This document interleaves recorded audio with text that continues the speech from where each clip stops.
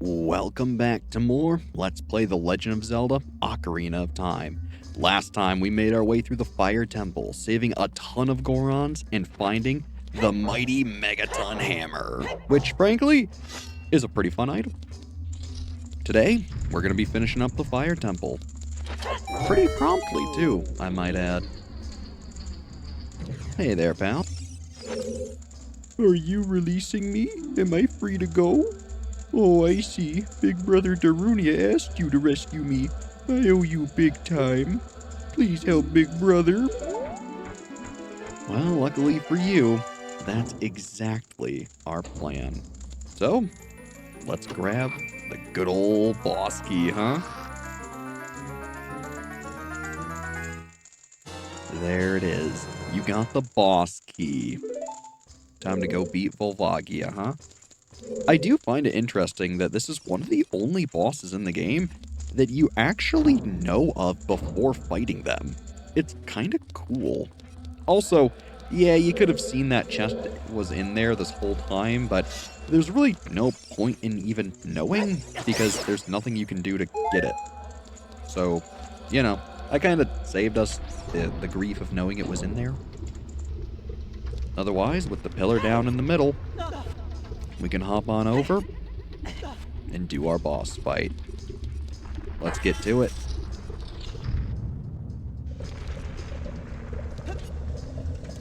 Pretty darn interesting boss arena. A big crater in the center with a bunch of pits.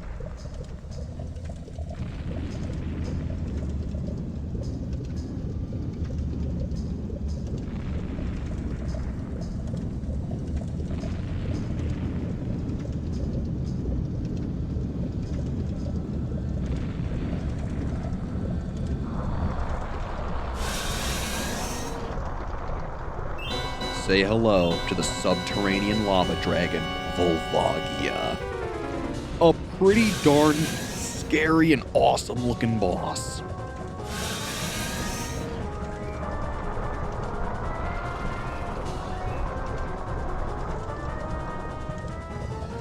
Now what's interesting is you get to play whack-a-mole. When Volvagia pops out, smack him with the hammer. Otherwise, Navi? Volvagia, it's the boss of the Fire Temple, revived by the evil king. I don't know its weak point. Well, luckily, I'm here to tell you, just bonk it with a hammer. That always seems to work for me. Otherwise, things like arrows and the hook shot aren't really going to help you in this fight. You can try, but, well, it's not going to avail you much.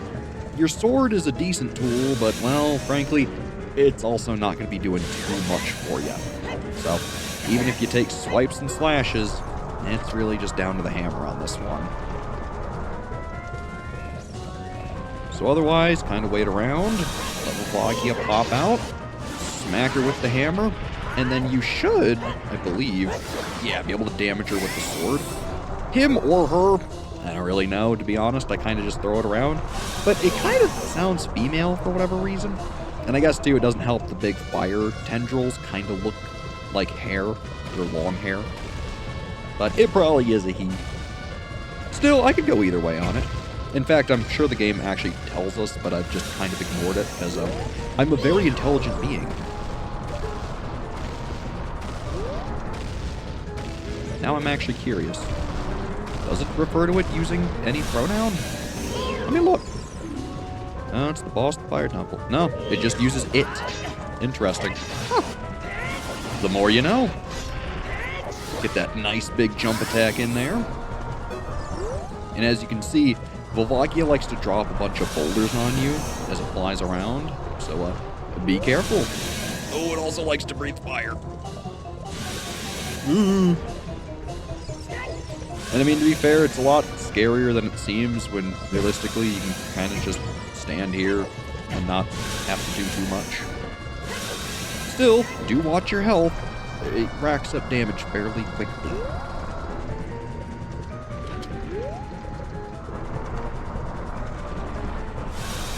Ah, hello.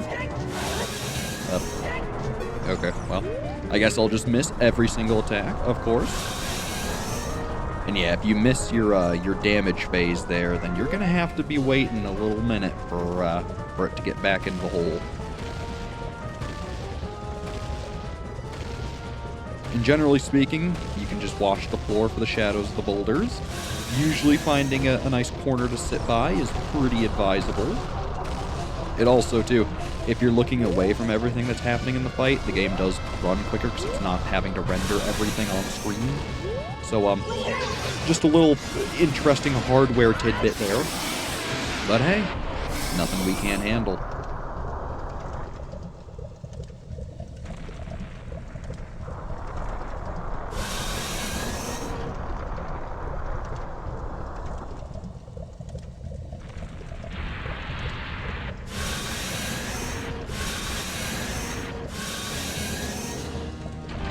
Man, what a gruesome death. Burning alive when you're made of fire. That couldn't have been fun. Notably, you can also still identify the boss as it's burning away, and you can see that the skull just gets smaller and shrinks into your reward. Another heart container.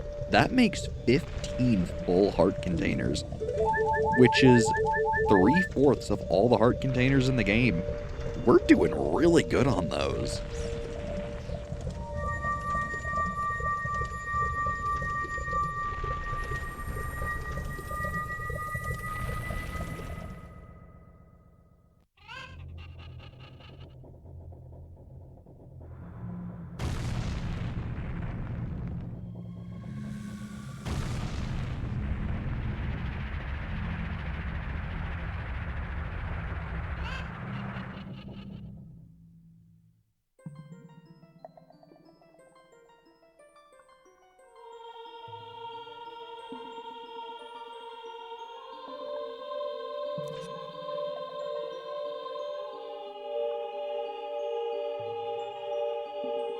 Thank you, brother. I really appreciate what you did.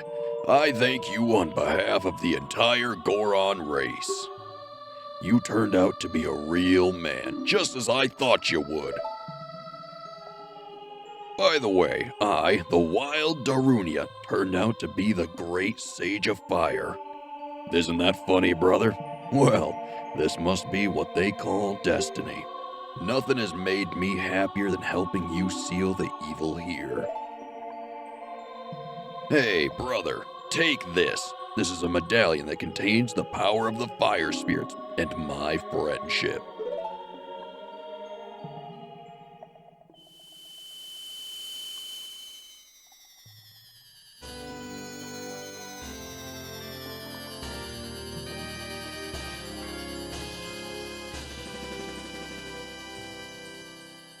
You received the Fire Medallion. Darunia awakens as a sage and adds his power to yours. Don't forget, now you and I are true brothers.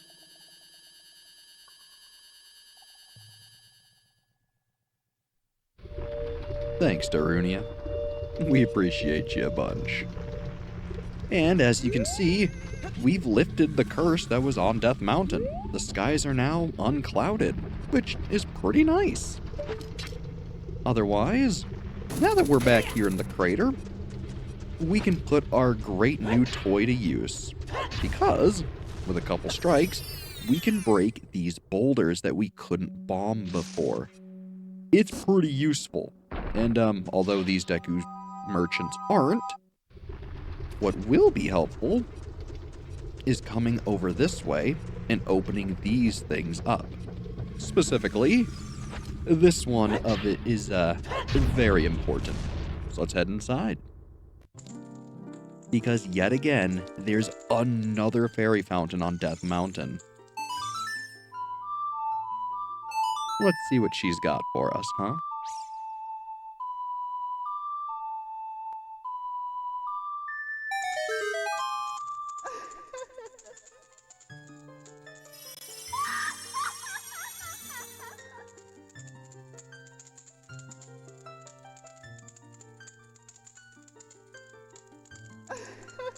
Welcome, Link. I'm the Great Fairy of Wisdom. I'm going to enhance your magic power. Receive it now.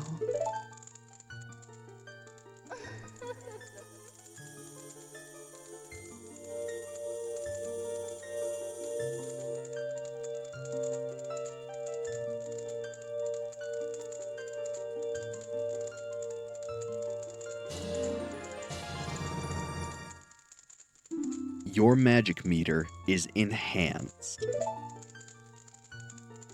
Your magic power has been enhanced. Now you have twice as much magic power.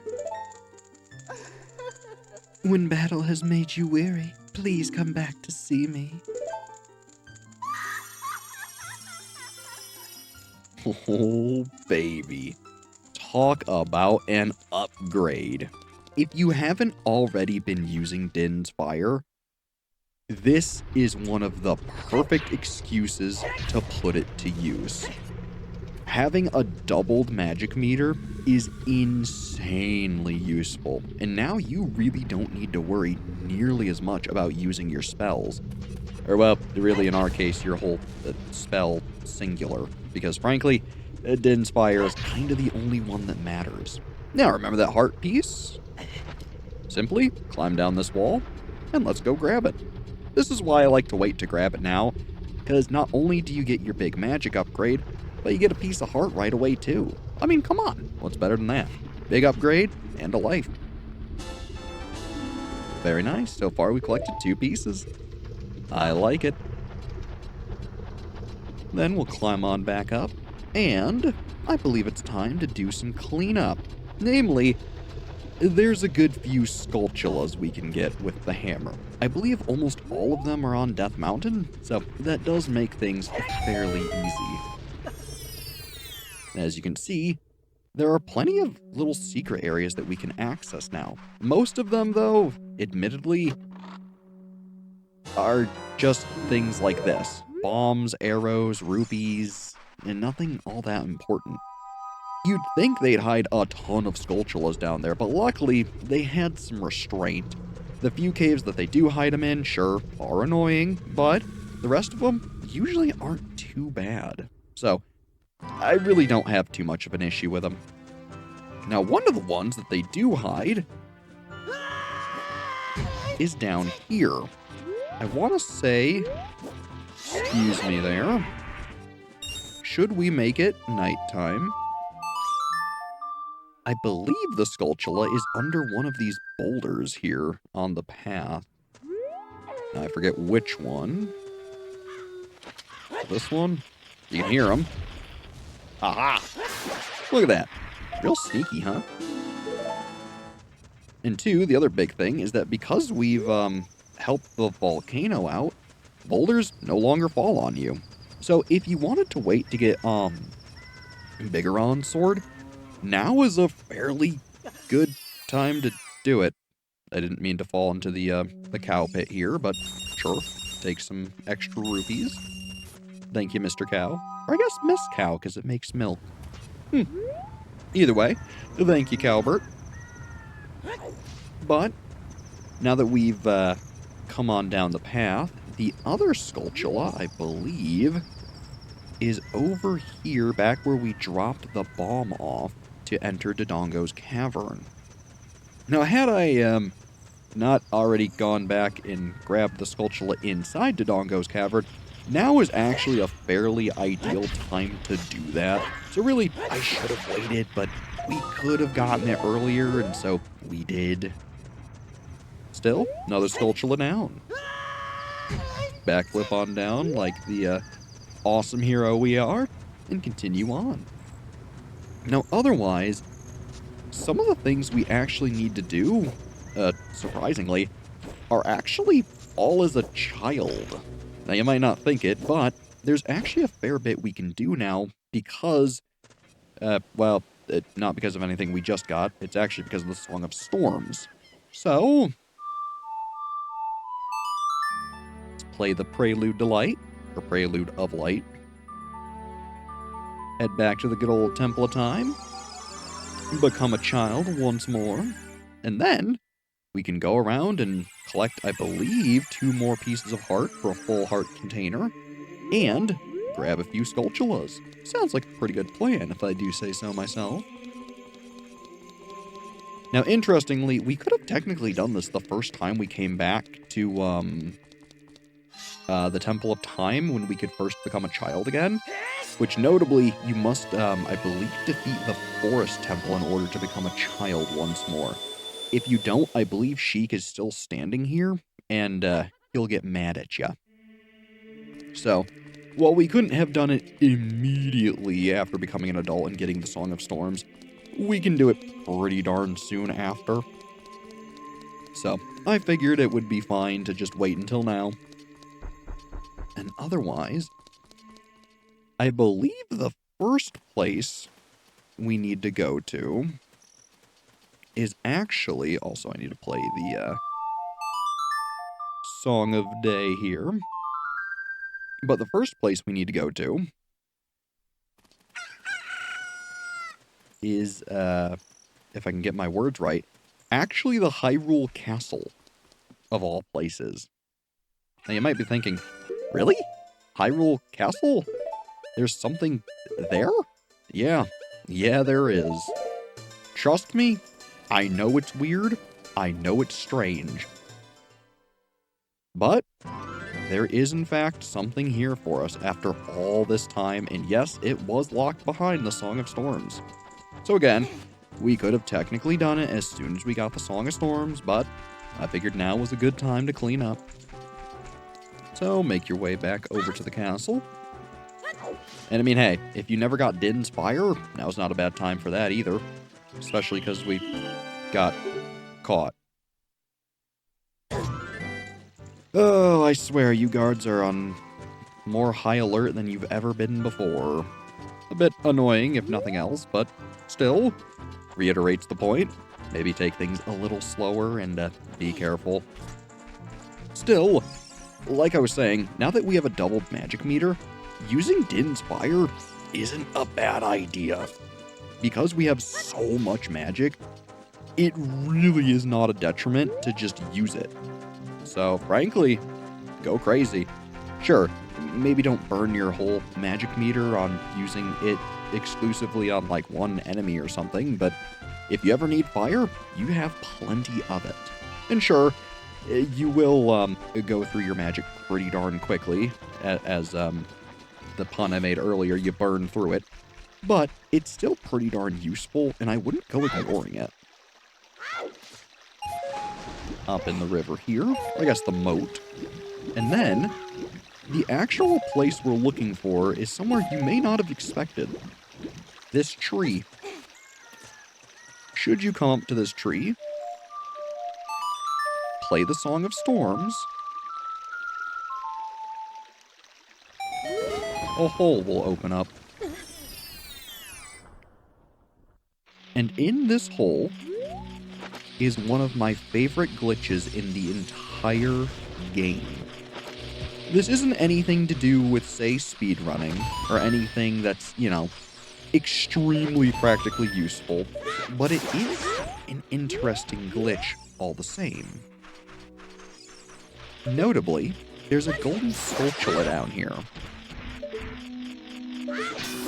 Should we kill him, as you do with golden Skulltulas, we will be able to get his token, which I figured I'll grab the stuff over here before we leave. But with his token how it is, if you position yourself like so, throw your boomerang, give it a little longer than I gave it, what will happen is the minute the boomerang grabs the token, if you step on the platform to leave, you'll pick up the token, leave the area, and the game won't count the enemy as having been defeated. This means you can infinitely collect this golden Skulltula token. This is not intended, but I do want to at least try to show it off. So basically target it, get nice and close to the platform, throw your boomerang, it grabs it, and then you go up like that. Now, if I did it correctly, there will be another golden Skulltula down here. So trust me, I know this is a bit tedious having to see this several times. But, for the sake of things, there he is. And now, trust me, I've not been keeping track, but we're up to 72 golden Skulltulas.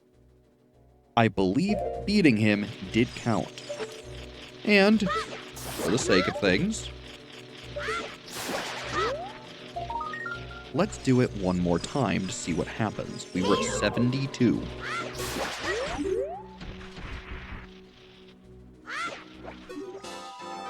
Grab another token. And then play the Song of Storms. And while we're up here, yep, 73 golden Skulltulas. So we know that it added to the count. Blow open the wall. And look who's still there. The golden Skulltula. So as far as we are concerned, we have killed this Skulltula officially. Now, because I have done this, our Skulltula count is going to be off. We technically, should I collect that one, we'll have, I believe, 102 or 103 golden Skulltulas, which is a lot. You don't need that many. I don't believe there's a downside to collecting the extra ones, so why not? Again, it's one of my favorite glitches in the game, because if you want to get the piece of heart early, or, I say early, if you don't want to pay attention to actually collecting golden Skulltulas, and you want all 50 to get the piece of heart, or quote-unquote all 100, for the completion's sake of the game, you can just infinitely kill that one and rack up 100 golden Skulltulas. Would I recommend it? Maybe not. But it is still interesting that it's a glitch you can do really easily. I mean, seriously, it took me all of what? Maybe 30 seconds? So, just keep it in mind. Now, because I've done that, our golden Skulltula count is off. It shouldn't hurt anything in the long run. And to be honest, I've never collected all 100 golden Skulltulas having done this glitch before. So it's very possible the counter just stops at 100, and that's that. It could also go beyond 100. I really don't know, to be completely honest. So, I guess we'll learn together once we collect all 100 golden Skulltulas. Now don't worry. This glitch is the big reason that I am using notes and also a walkthrough on collecting them all, just to make sure that I don't mess it up by going off of number alone. Because evidently with a glitch like this, it would be pretty easy to lose track thinking, oh, I have all 100, when in reality, I'm missing 2 or 3 somewhere that I never thought to look. So, we will be getting all of them, it's just our number's going to be wrong, quote-unquote, for a while. Still, it is something cool that I wanted to show you, so, now that you know, you know. Otherwise, if you noticed, I didn't grab the Kuko and I'm paying for it instantly. Thank you, video game. Love you. But we came over here to Zora's River, notably as a child. You might be wondering, what's here as a child for us? Another Skulltula or something? No. It's actually something I believe I mentioned the first time we were here. There's a bunch of frogs that are by a log. Should we go to them with every song that is not a warp song, we can get not 1, but 2 pieces of heart from them. So, it's pretty worthwhile to come here now that we have all the songs. Goodbye, Mr. Kuko. We no longer need you. And get ready for one of the most annoying minigames. Some frogs are looking at you from underwater. They'll all hop out. Notice how there are 5 of them. You need 5 specific songs, but we'll start with the Song of Storms. Whoops. There we go. If I don't forget to press the A button the second time, that would help.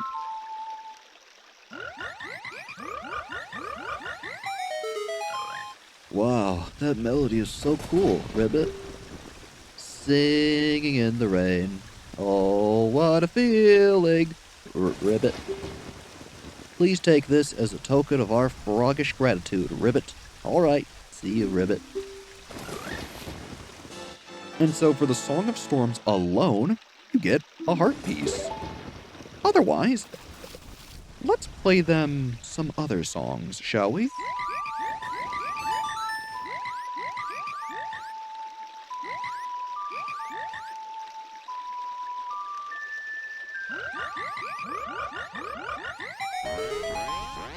Oh, Young lad, you play the ocarina well.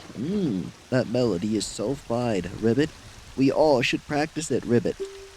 Take rupees as a souvenir. If you come up with another nice melody, please drop by and play it, Ribbit, Ribbit. so for every song you play them, they'll give you 50 rupees.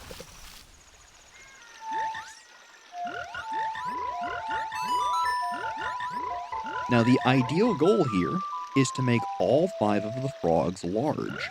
So, you need the Song of Storms to get 1 piece of heart, and then you need all of the other songs to not only earn a fair bit of money, but to make the other frogs large.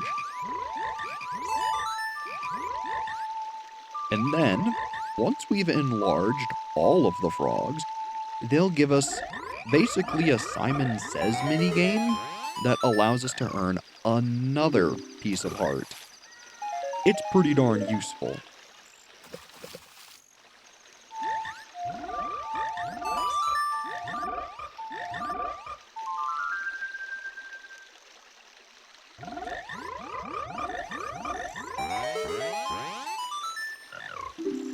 And then finally, although you may not think it's one of the songs I need, the Song of Time. And there you go. That'll make all 5 of the frogs large.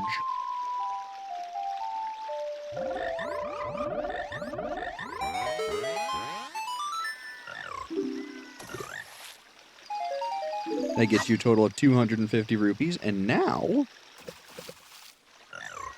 Look at us. We're all huge frogs. We are the world famous, fabulous 5 froggish tedders. Ribbit. Make us jump so we can eat the bugs flying above us, Ribbit. Okay, then ready, set, go. So now, the big thing is you need to remember which frog corresponded to which note.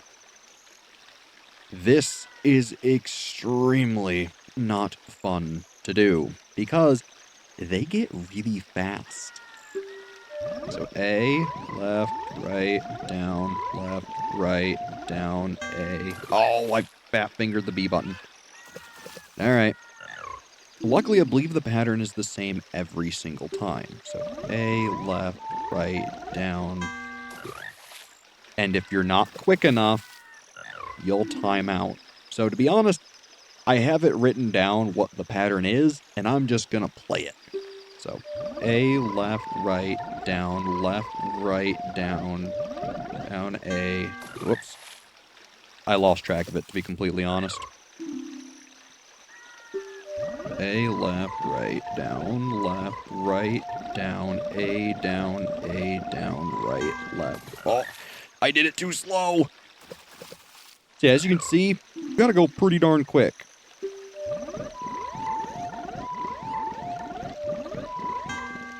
Whoops. Oh, I hate this minigame so much. And again, you're supposed to use your eyes, but, well, I just don't.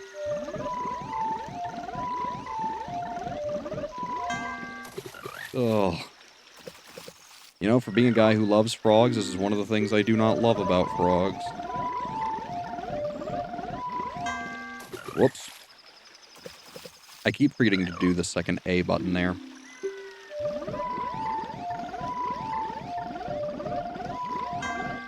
Oh, gosh darn it. Alright, I need to just use my list.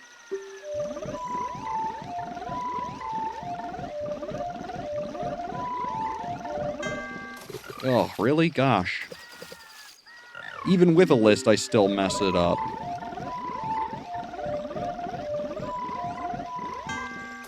I mean, seriously, get a load of me.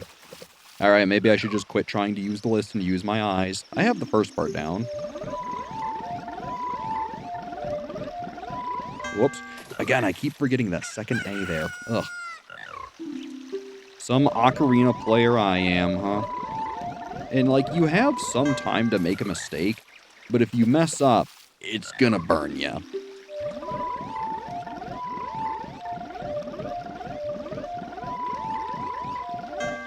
Gosh darn it. I forgot that it goes to the right one there.